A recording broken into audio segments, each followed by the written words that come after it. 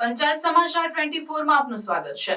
દાહોદ જિલ્લાના સિંગવડ તાલુકામાં ભવાઈ દ્વારા મેલેરિયા, ચિકનગુનિયા, ડેન્ગ્યુ અને ટીબી વિશે જાગૃતિ ફેલાવવામાં આવી।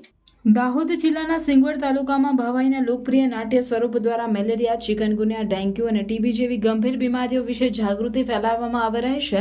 આ કાર્યક્રમનું આયોજન IC information education and communication દ્વારા કરવામાં આવ્યું, જેનો મુખ્ય ઉદ્દેશ્ય સ્થાનિક બોલીમાં લોકોને આ બીમારીઓ વિશે સમજાવવાનો છે।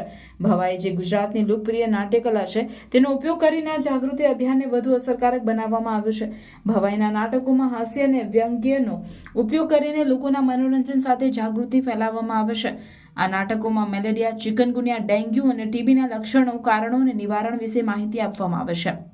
મેલેરિયા, ચિકનગુનિયા અને ડેન્ગ્યુ જેવી બીમારીઓ મચ્છરો દ્વારા ફેલાય છે અને ટીબી એક બેક્ટેરિયલ બીમારી છે।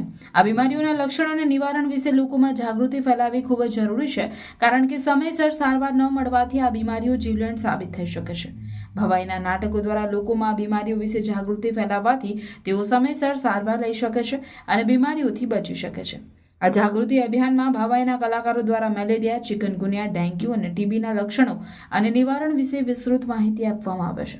આ નાટકોમાં મચ્છરોના ઉપદ્રવથી બચવા માટેના ઉપાયો, સ્વચ્છતા અને આરોગ્યની કાળજી રાખવા માટેની સલાહો આપવામાં આવે છે।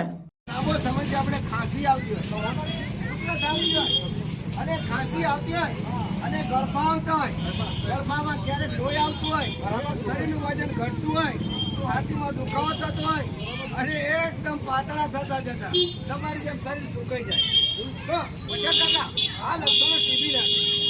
પણ સાંભળ્યા, એના માટે આપણી સરકારે પણ દરેક દવાખાનામાં એના ગર્ભા 2 ગર્ભા આપવાના આવે। સવારે વહેલી પરોઢે આપણે 2 ગર્ભાનું લઈને જવાનું અને ત્યાં આપણા પીએસસી તમામ હોસ્પિટલોમાં મફત એની તપાસ થાય છે। અને તપાસ થઈ ગયા પછી જો આપણને માલુમ પડે કે ટીબી છે, ડૉક્ટર સાહેબ કહે જો ટીબી છે તો એની તમામ સગવડ સારવાર મફત આપણા સરકારે મફત ટીબીને ભગાડવા માટે ખૂબ પ્રયત્નો કર્યા છે। એની દવા મફત, એનું ઇન્જેક્શન મફત, એની લેબોરેટરી મફત, એની ગોળીઓ મફત અને ઉપરથી પાછા 500 રૂપિયા આપણે સહાય આપે છે। 1000 રૂપિયા, હવે 500 વધારીને 1000 રૂપિયા, બરાબર? તો સાંભળ્યા, આ સહાય પણ મળે, ઉપરાંત આપણને